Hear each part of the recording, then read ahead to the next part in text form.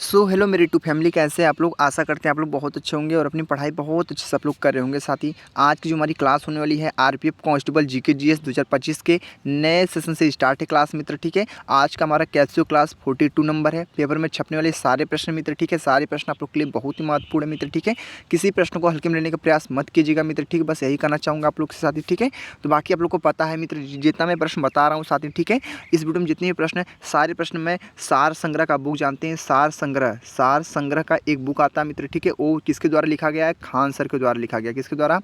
Khan sir द्वारा लिखा गया है बुक है मित्र। ठीक, सार संग्रह, इसी बुक से मैं सारे प्रश्नों को करवा रहा हूँ मित्र। ठीक है, आप लोग के लिए बहुत ही स्पेशल बुक है। और बता दी किरम पब्लिकेशन का बुक है मित्र। ठीक है, किरम पब्लिकेशन का बुक है मित्र। आपको इतना तो पता होगा कि जो किरम पब्लिकेशन का बुक है मित्र, ये स्पेशल रेलवे के लिए ही बनाई गई मित्र बुक। ठीक है, इसी बुक से मैं आप लोग को सारी क्वेश्चन अटेंड करवा रहा हूँ मित्र। ठीक है, अगर आप लोग जो भी साथी हमारे सार संग्रह बुक से पढ़ लेते हैं खान सर द्वारा लिखी गई बुक को मित्र, उनको कुछ भी करने की जरूरत नहीं पड़ेगी मित्र। ठीक है, जीके जिसमें कहीं भी कुछ भी करने की जरूरत नहीं पड़ेगी। साइंस हो गया आप लोग का, जियोग्राफी हो गया, इकोनॉमिक्स हो गया मित्र। ठीक है, जितने भी टॉपिक होते हैं जीके जैसे मित्र सारे आप लोग क्लियर कर लेंगे मित्र। ठीक है, बस जो मैं प्रश्न को बता रहा हूँ उसको ध्यान से पढ़िए और अपने नोटबुक पे नोट कीजिए सारे प्रश्नों को मित्र। ठीक है, बस यही कहना चाहूँगा मित्र आपसे। ठीक है, बाकी आप लोग को पता ही है, हम लोग किरम पब्लिकेशन की बुक से जो स्पेशल रेलवे के लिए बनाई गई, इसी बुक से हमने पूरी 41 PYQ सेट को हमने पूरे 88 पार्ट में कवर किया है। किसमें? पूरे 88 पार्ट में कवर किया मित्र। और सारी वीडियो हमारे प्लेलिस्ट में RPF constable GK GS PYQ series के नाम से प्लेलिस्ट बनी हुई है। वहाँ पे सारी वीडियो हमारी पार्ट वाइज मिल जाएंगे, वहाँ से आप लोग देख सकते हैं मित्र। ठीक है, आप लोग के लिए बहुत ही स्पेशल है क्लास होगी मित्र। ठीक है, तो बस ध्यान से हमारे साथ लगे रहिए एंड तक। ठीक है, चलते हम स्टार्ट करते हैं, प्रश्नों को देखते हैं मित्र। ठीक है, प्रश्न आप लोग के लिए कितना महत्वपूर्ण, बात ध्यान से पढ़ेंगे आप लोग मित्र। ठीक है, बाकी जो हमारे साथी भाई बहन चैनल पर नए हैं, चैनल से जुड़े नहीं, हमारे चैनल को सब्सक्राइब नहीं किए तो चैनल सब्सक्राइब कर लें। बाकी बेल आइकन को प्रेस कर दें, जो वीडियो का नोटिफिकेशन होता है सबसे पहले आपके पास आएगा मित्र। ठीक है, तो ध्यान से पढ़िए आप लोग। तो पहला प्रश्न हमारा क्या पूछा है? ध्यान से पढ़िए। बोला है पहला प्रश्न, विद्युत आवेश की संरक्षण का जो नियम है वो उसकी खोज किसने किया था मित्र। ठीक है, यानी विद्युत आवेश की संरक्षण का नियम का खोज किसने किया मित्र? पहला ऑप्शन हमारा बेंजामिन फ्रैंकलिन है, दूसरा है आइजैक न्यूटन है, तीसरा गैलीलियो मार्कोनी है, चौथा माइकल फैराडे है मित्र। ठीक है, सभी साथी भाई बहन बताने का प्रयास करेंगे इस प्रश्न का हमारा राइट आंसर क्या होगा। साथी बता दिए आप लोग को, इस प्रश्न का हमारा जो करेक्ट आंसर आप लोग का हो जाएगा बेंजामिन फ्रैंकलिन आप लोग का मित्र राइट आंसर हो जाएगा साथी। ठीक है, तो बहुत अच्छे से क्लियर कर लिए आप लोग मित्र। ठीक है, बाकी चलते हैं स्टेप बाय अगले नेक्स्ट प्रश्न के साथ ही। ठीक है मित्र, अगले प्रश्न को ध्यान से पढ़ने का प्रयास करिए मित्र। आज का हमारा प्रश्न नंबर होने वाला है दूसरा नंबर। ठीक है, तो आज के साथ ही दूसरा प्रश्न क्या है, ध्यान से पढ़िए। में स्थित माउंट सेंट हेलेंस एक सक्रिय स्ट्रेट ज्वालामुखी है मित्र। ठीक है, क्या बोला है? में स्थित माउंट सेंट हेलेंस एक सक्रिय स्ट्रेट ज्वालामुखी मित्र। इस प्रश्न का हमारा राइट आंसर क्या होगा? जो भी हमारे साथी भाई बहन को पता है आंसर, वो साथी हमारे भाई बहन कमेंट करने का प्रयास जरूर करेंगे। ठीक है, तो देख रहे हैं हमारा संयुक्त राज्य अमेरिका है, दूसरा चिली है, तीसरा जापान है, चौथा भारत है मित्र। ठीक है, यानी में स्थित माउंट सेंट हेलेंस एक सक्रिय स्ट्रेट ज्वालामुखी है, इसका ऑप्शन नंबर किसको मारेंगे? संयुक्त राज्य अमेरिका को मारेंगे मित्र। ठीक है, ऑप्शन नंबर हो जाएगा ए वाला आप लोग का राइट आंसर मित्र। बाकी चलते हैं स्टेप बाय अगले नेक्स्ट प्रश्न के साथ ही। ठीक है, अगले प्रश्न को साथी ध्यान से पढ़ने का प्रयास करें मित्र। आज का प्रश्न नंबर होने वाला है कौन सा? तीसरा नंबर। ठीक है, तो आज का हमारा थर्ड नंबर प्रश्न क्या मित्र? ध्यान से पढ़िए। बोला है दी अनसीन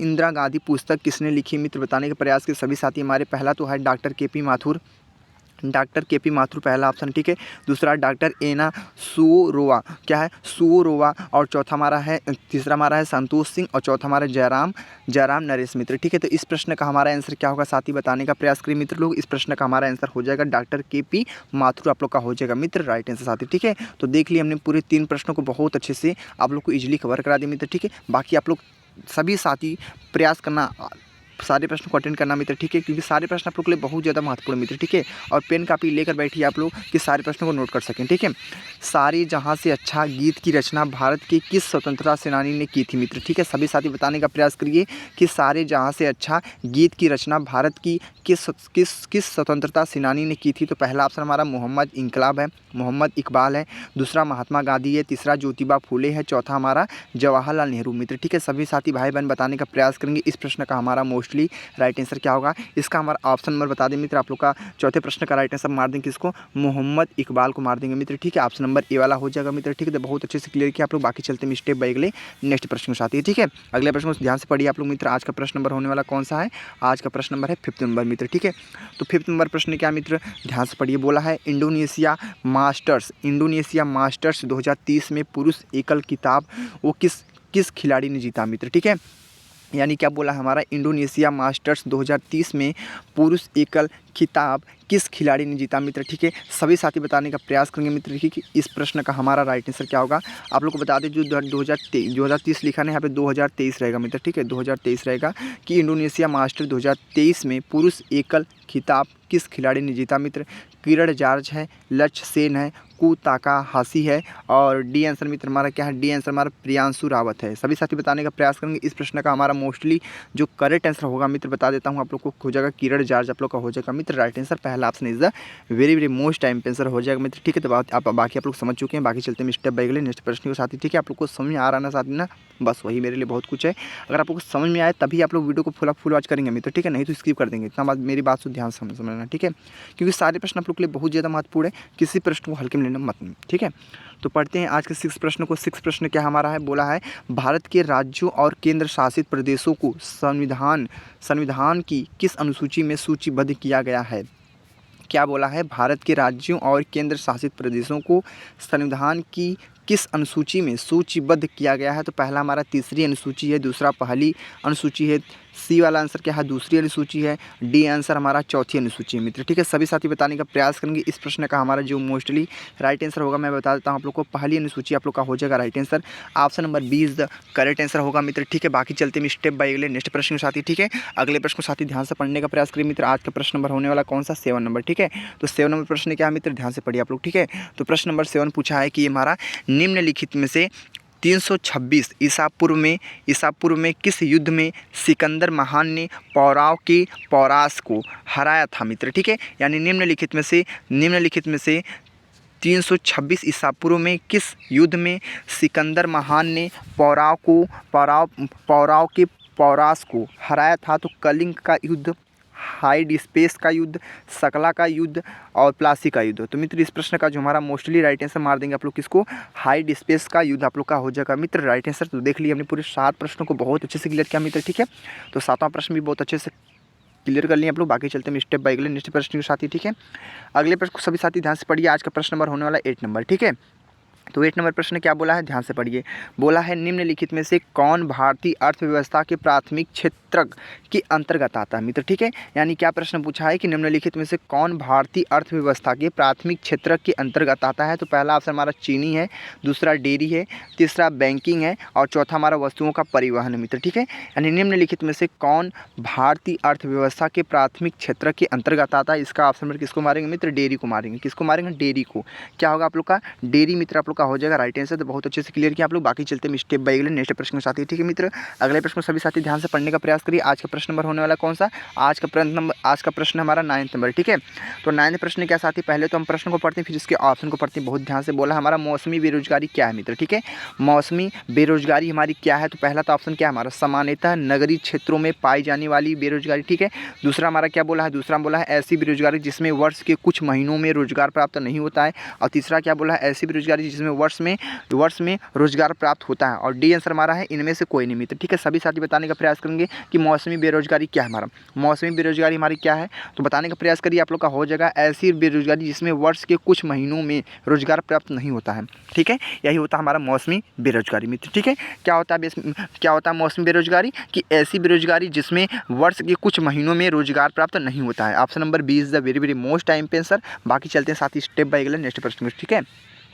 अगले प्रश्न को साथी ध्यान से पढ़िए आप लोग। आज का प्रश्न नंबर होने वाला है 10 नंबर। तो 10 नंबर प्रश्न क्या मित्र, ध्यान से पढ़िए।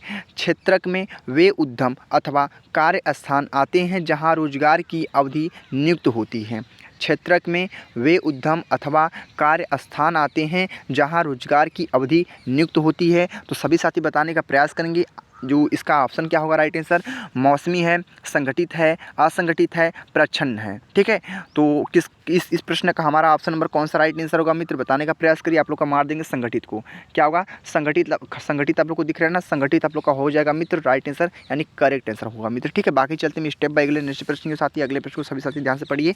आज का प्रश्न नंबर होने वाला कौन सा हमारा है, 11 नंबर। तो मित्र लोग 11 प्रश्न क्या बोला है, निम्नलिखित में से कौन अभिनय दर्पण का लेखक है मित्र। क्या बोला है, अभिनय लेखक का क्या हमारा दर्पण है। तो सभी साथी बताने का प्रयास करेंगे कि निम्नलिखित में से कौन अभिनय दर्पण के लेखक हैं। पहला तो नंदिकेश्वर है, पहला ऑप्शन नंदिकेश्वर है, ठीक है। दूसरा है सुश्रुत है, तीसरा हमारा क्या है तीसरा हमारा है अमर सिंह है, चौथा हमारा यास का है मित्र, ठीक है। सभी साथी बताने का प्रयास करेंगे, जो भी हमारे मित्र भाई बहन लोग देख रहे हैं वीडियो को, सभी साथी बताएंगे, ठीक है। निम्नलिखित में से कौन अभिनय दर्पण के लेखक है, तो ऑप्शन नंबर किसको मारेंगे, नंदिकेश्वर को मित्र, ठीक है। ऑप्शन नंबर क्या होगा, option number A is the very very most time पे आंसर होगा मित्र, ठीक है। तो मैंने आप लोग को बता दिया, हमने 11 प्रश्न तक बहुत अच्छे से क्लियर किया। बस आप लोग लगे रहिए हमारे साथ मित्र, ठीक है, एंड तक आप लोग को बहुत मजा आएगा। और इसी वीडियो में सारे प्रश्नों में रटवा दूंगा मित्र, ठीक है, क्योंकि आप लोग को पता है जो खान सर द्वारा जो सार संग्रह का बुक है मित्र, ठीक है, जो खान सर ने लिखा है उस बुक को मित्र, ठीक है, वो पूरा थ्योरिकल बाय लिखा, पूरा हिंदी लिखा है, ठीक है, नहीं थ्योरी उनका लिखा है मित्र, ठीक है। आप लोग को मैं उसी प्रश्न को ऑब्जेक्टिव में लेकर आया हूँ मित्र, ठीक है, जो आप लोग को बहुत आसानी हो और जल्दी आपको याद हो मित्र, ठीक है। तो बस मेरी बात से सहमत है मित्र, ठीक है। तो सभी साथी ध्यान से पढ़िए। आज का प्रश्न नंबर कौन सा हमारा 12th नंबर। तो 12th नंबर प्रश्न क्या मित्र, किस प्रकार की सरकार में अंतिम निर्णय लेने की शक्ति लोगों द्वारा चुने हुए प्रतिनिधियों के पास होनी चाहिए। क्या प्रश्न है कि किस प्रकार की सरकार में अंतिम निर्णय लेने की शक्ति लोगों द्वारा चुने हुए प्रतिनिधियों के पास होनी चाहिए। तो पहला ऑप्शन हमारा लोकतांत्रिक है, दूसरा ऑप्शन हमारा कुलीन तांत्रिक है, तीसरा हमारा मार्शल लॉ है और चौथा हमारा निरंकुश मित्र, ठीक है। तो इस प्रश्न का जो हमारा मित्र राइट आंसर मार देंगे, आप लोग किसको मारेंगे, लोकतांत्रिक को। ऑप्शन नंबर हो जाएगा ए वाला आप लोग का करेक्ट आंसर। बाकी साथी हम चलते हैं स्टेप बाय अगले नेक्स्ट प्रश्न को साथी, ठीक है। अगले प्रश्न को साथी ध्यान से पढ़िए। आपका प्रश्न नंबर कौन सा होने वाला है, आज का प्रश्न नंबर हो रहा है 13 नंबर। तो 13 नंबर प्रश्न क्या मित्र, ध्यान से पढ़िए। आपका 13 नंबर प्रश्न क्या बोला है कि निम्नलिखित में से कौन एक राजनैतिक कार्यपालिका का हिस्सा नहीं मित्र, ठीक है। क्या पूछा हमारा, ध्यान से पढ़िए। बोला है कि निम्नलिखित में से कौन एक राजनैतिक कार्यपालिका का हिस्सा नहीं है। तो पहला तो हमारा रक्षा मंत्री का सचिव है, दूसरा विदेश मंत्री है, तीसरा रक्षा मंत्री है और चौथा हमारा वित्त मंत्री है। सभी साथी भाई बहन बताने का प्रयास करेंगे कि निम्नलिखित में से कौन एक राजनैतिक कार्यपालिका का हिस्सा नहीं। इसका हमारा ऑप्शन जो राइट आंसर मार देंगे, किसको मारेंगे, रक्षा मंत्री का सचिव को मार देंगे। राइट आंसर आप लोग का हो जाएगा करेक्ट आंसर मित्र, ठीक है। तो हमने देख लिया, हमने पहले प्रश्न को राइट मार दिया मित्र, ठीक है। बाकी चलते हैं स्टेप बाय अगले नेक्स्ट प्रश्न साथी, ठीक है। तो मित्रों अगले प्रश्न को ध्यान से पढ़ने का प्रयास करिए आप लोग। आज का प्रश्न नंबर कौन सा होने वाला है, 14 नंबर में, ठीक है। तो 14 नंबर प्रश्न क्या मित्र, ध्यान से पढ़िए। बोला क्या है, भारत में नए राज्य का जो गठन है, गठन से होता है। भारत में नए राज्य का गठन से होता है मित्र। नए राज्य के गठन से क्या होता है, तो पहला तो सरल बहुमत है, दूसरा विशेष बहुमत है, ठीक, तीसरा हमारा बिना किसी बहुमत है, चौथा हमारा इनमें से कोई नहीं मित्र, ठीक है। सभी साथी मित्र भाई बहन लोग बताने का प्रयास करेंगे इस प्रश्न का हमारा राइट आंसर क्या होगा। ऑप्शन नंबर किसको मारेंगे, सरल बहुमत को। क्या होगा, सरल बहुमत is the very very most time पे आंसर होगा आप लोग का। राइट आंसर आप मार देंगे ए वाला आंसर को, ठीक है। तो क्लियर हो चुके हैं आप लोग बहुत अच्छे से। बाकी चलते हैं आज के हम 15 नंबर प्रश्न पे। आज का 15वां नंबर प्रश्न क्या बोला है, बस ध्यान से आप लोग पढ़िए मित्र, ठीक है। बस उत्तर तो मैं बता ही रहा हूँ, बस आप लोग को अपने नोटबुक पे नोट करना है और बाद में रिवीजन करना है मित्र, ठीक है। तो ध्यान रखिए आप लोग। आज का 15 प्रश्न क्या पूछा है कि परमहंस मंडली के बारे में निम्नलिखित में से कौन सा कथन हमारा गलत है मित्र, ठीक है। परमहंस मंडली के बारे में निम्नलिखित में से कौन सा हमारा कथन क्या हमारा गलत कथन है मित्र, ठीक है। आप लोगों को बताने का प्रयास करना है कि पहला ऑप्शन क्या है, इसके संस्थापक ईश्वर में विश्वास नहीं करते हैं। जो इसके संस्थापक है ईश्वर में विश्वास नहीं करते हैं। दूसरा, इसकी स्थापना 1849 में महाराष्ट्र में हुई थी, ठीक। और तीसरा ऑप्शन हमारा क्या है, इन्होंने विधवा पुनर्विवाह और महिला शिक्षा की भी वकालत की है। और डी आंसर हमारा, वे मुख्य रूप से जाति के नियमों को तोड़ने में रुचि रखते थे, ठीक है। तो इसका ऑप्शन किसको मारेंगे राइट आंसर मित्र, यानी परमहंस मंडली के बारे में निम्नलिखित में से कौन सा हमारा कथन गलत है। तो ऑप्शन में किसको मारेंगे मित्र, ऑप्शन नंबर हो जाएगा आप लोग का, इसके संस्थापक ईश्वर में विश्वास नहीं रखते थे, ये हमारा राइट आंसर हो जाएगा मित्र, ठीक है। ये बात सही है, जो परमहंस मंडली थे ये ईश्वर में विश्वास नहीं रखते थे मित्र, ठीक है। तो क्लियर हो चुका है आपको बहुत अच्छे से। बाकी चलते हैं स्टेप बाय अगले नेक्स्ट प्रश्न के साथ ही, ठीक है। मित्रों अगले प्रश्न को ध्यान से पढ़ने का प्रयास करिए। आज का प्रश्न नंबर होने वाला है 16 नंबर, यानी 16 नंबर क्या प्रश्न पूछा है कि 42वां संवैधानिक संशोधन को के नाम से भी जाना जाता था। जो हमारा 42वां संशोधन है उसको किस नाम से भी जाना जाता है मित्र, सूक्ष्म संविधान के नाम से, लघु संविधान के नाम से, मुख्य संविधान के नाम से, इनमें से कोई नहीं मित्र, ठीक है। इन चार ऑप्शन से बताने का प्रयास करिए मित्र, ठीक है। आप लोग का इस प्रश्न का हमारा राइट आंसर क्या होगा, और कोई हमारे साथी ना तुक्का का प्रयोग नहीं करेगा मित्र, ठीक है।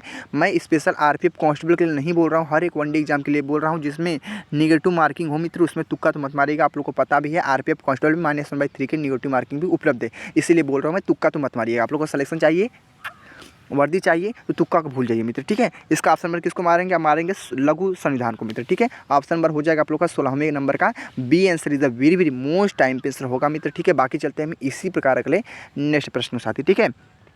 अगले प्रश्न को मित्र ध्यान से पढ़िए आप लोग। आज का प्रश्न नंबर होने वाला है 17, ठीक है, यानी आप लोग का प्रश्न 17 है। प्रश्न 17 क्या पूछा है कि भारतीय संविधान में कितने भाग हैं मित्र। देख रहे हैं ना, जितने प्रश्न रिपीट हो रहे हैं ना आप लोग संविधान की रिपीट हो रहे हैं मित्र, ठीक है। यानी संविधान के जो प्रश्न होते हैं यानी पॉलिटी के प्रश्न इंपॉर्टेंट होते हैं, इसको आप लोग जरूर याद करना मित्र, ठीक है। बाकी हमने RPF SI का जो एग्जाम हुआ था मित्र, ठीक है, मैंने उसको एनालिसिस किया ना, तो पॉलिटी में 6 से 7 प्रश्न बन रहे हैं मित्र, ठीक है, 6 से 7 प्रश्न बन रहे हैं मित्र, ठीक है। तो वो वैसे सेम टू सेम आप लोग का कांस्टेबल नहीं बनेगा मित्र, ठीक है। बाकी सबसे ज़्यादा प्रश्न कहाँ से पूछे जा रहे हैं, तो करंट अफेयर से सबसे ज़्यादा प्रश्न पूछे जा रहे हैं मित्र, ठीक है। इतनी बात को ध्यान रखना। फिर उसके बाद स्ट्रेटेजी के, ठीक है। तो इन टॉपिकों को याद करके आप लोग चलिए बेसिक से, कि आप लोग का क्लियर होते रहे मित्र, ठीक है। तो पढ़िए आप लोग, भारतीय संविधान में कितने भाग है, तो 20 भाग है, 25 भाग है, 18 भाग है, 22 भाग है। तो मित्र इसका नॉर्मली सेंसर में बता देता हूँ 25 भाग है मित्र, ठीक है। यानी भारतीय संविधान में कितने भाग है, तो 25 भाग है मित्र। आप लोग का हो जाएगा राइट आंसर 17वें प्रश्न का करेक्ट आंसर बी आंसर होगा। बाकी चलते हैं स्टेप बाय नेक्स्ट प्रश्न के साथ ही। अगले प्रश्न को सभी साथी ध्यान से पढ़िए। आज का प्रश्न नंबर होने वाला है 80 नंबर, ठीक है। तो आज का हमारा 18 प्रश्न क्या है मित्र, पढ़िए ध्यान से। बोला क्या 18 प्रश्न बोला है कि भारतीय संविधान में मौलिक अधिकार किस भाग में दिए गए हैं। जो हमारे मौलिक अधिकार है मित्र वो किस भाग में दिए गए हैं, सभी साथी बताने का प्रयास करें मित्र। इस प्रश्न का हमारा मोस्टली जो राइट आंसर मित्र होगा वो राइट आंसर क्या होने वाला है, ठीक है।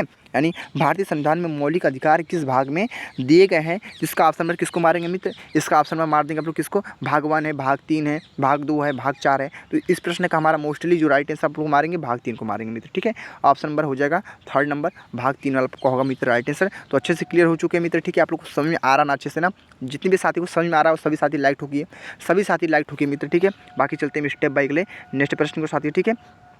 तो ध्यान से पढ़िए आप लोग। आज का हमारा 19वां नंबर प्रश्न मित्र, ठीक है। 19वां नंबर प्रश्न क्या पूछा है कि महावीर का जन्म कहाँ हुआ था। महावीर का जन्म कहाँ हुआ था मित्र, संकीधनता में हुआ था, कुंडग्राम में हुआ था, भांडवपुरम में हुआ था, लुम्बिनी में हुआ था मित्र, ठीक है। तो सभी साथी बताने का प्रयास करें कि महावीर का जो जन्म हुआ था वह कहाँ पे हुआ था मित्र। बहुत अच्छा प्रश्न आप लोग को बता देता हूँ। इस प्रश्न का आंसर कुंडग्राम हो जाएगा मित्र, ठीक है। क्या होगा कुंडग्राम आप लोग का क्या होगा मित्र, right answer option number 20 the correctly right answer मित्र, ठीक है। तो देख लिए हमने पूरे 19 प्रश्नों को बहुत अच्छे से बताया मित्र, ठीक है। बाकी चलते हैं स्टेप बाय अगले नेक्स्ट प्रश्न की ओर। अगले प्रश्न सभी साथी ध्यान से पढ़िए। आज का प्रश्न नंबर होने वाला है 20वां नंबर।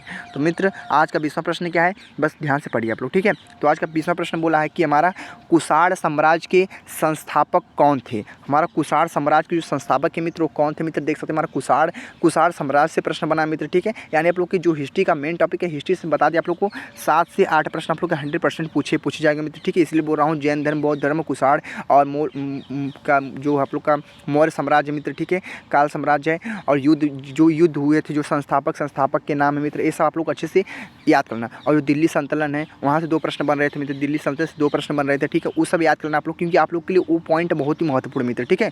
उस सबको जरूर क्लियर करना मित्र, ठीक है। बाकी आप लोग का एक वीडियो लाएंगे जो आप लोग का एकदम बेसिक मैं बता दूँ जीके जिसमें कहाँ से प्रश्न पूछेंगे, उसको अच्छे से आप लोग क्लियर है, आप लोग का नहीं क्लियर है उसको क्लियर कर लीजिए। अभी भी आप लोग के पास मात्र 1 मंथ का आप लोग के समय है मित्र, आप लोग अच्छे से अच्छे तैयारी कर सकते हैं मित्र, ठीक है।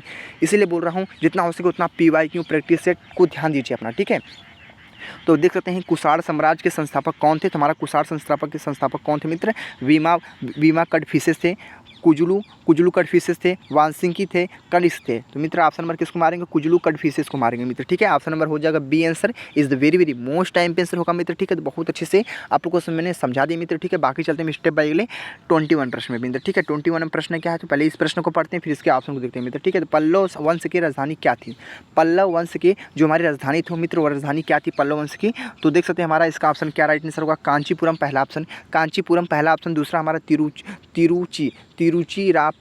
तिरुचिरापल्ली आप लोग का राइट आंसर होगा मित्र, क्या होगा, तो चेन्नई है, तंजौर है मित्र। ऑप्शन नंबर किसको मारेंगे, ऑप्शन मारेंगे आप लोग कांचीपुरम को मित्र, ठीक है। ऑप्शन नंबर हो जाएगा A answer is the very most time answer होगा मित्र, ठीक है। तो आप लोग समझ चुके हैं मित्र, ठीक है। बाकी चलते हैं मित्रों हम स्टेप बाय अगले नेक्स्ट प्रश्न के साथ ही, ठीक है।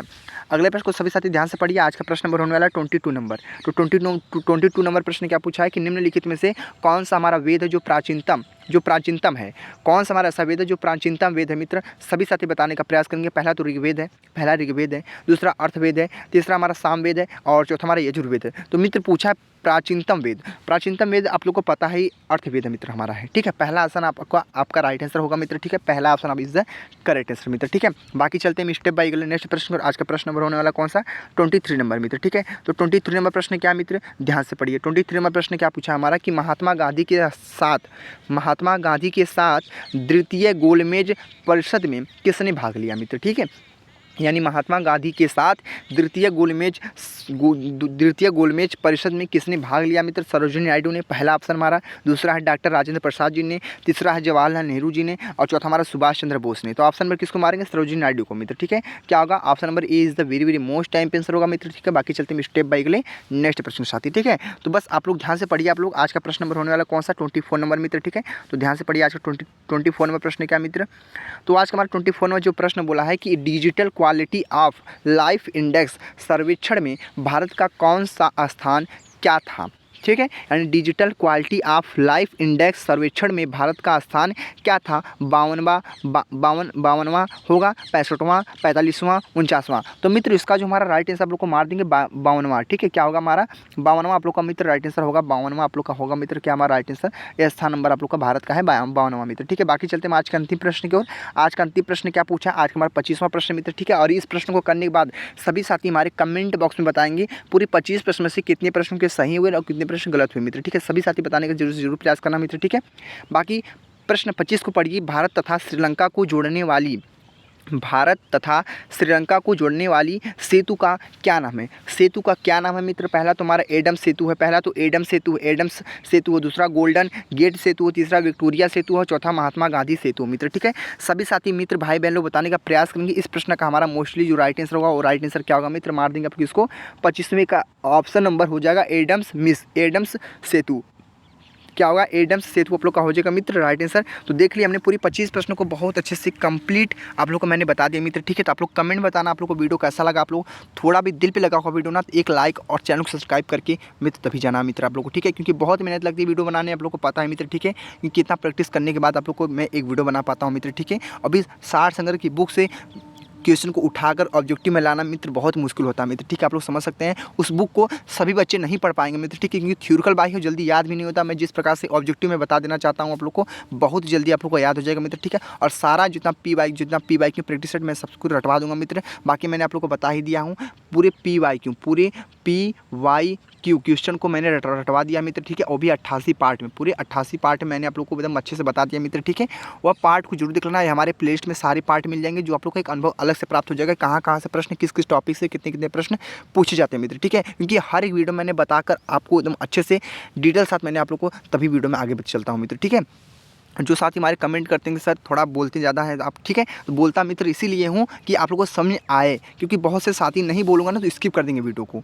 ठीक है, वो समझ नहीं पाते हैं कि आप लोग के लिए महत्वपूर्ण क्लास है या नहीं मित्र। ठीक है, जो लाइव क्लास चलाते हैं, जो और भी जो टीचर यूट्यूब पे मित्र वो बताते हैं ना, उनका क्लास देख लेंगे मित्र। ठीक है, इसलिए वो नहीं देखना चाहते, क्योंकि मित्र आप लोग को पता है मेहनत कितनी लगती है आप लोग को वीडियो बनाने में ना।